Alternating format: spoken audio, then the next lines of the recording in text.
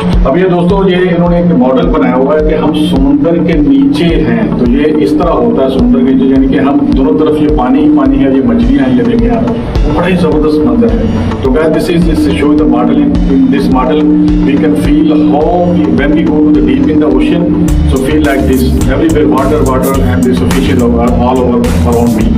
So look at this the model, look at nice. चलिए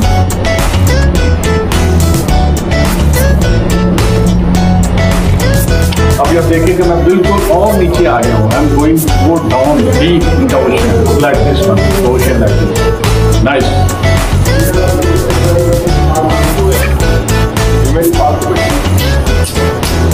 ये कुत्ता नहीं है, ऐसे महसूस होते हैं जैसे हम समुद्र के नीचे उतरे हैं ना।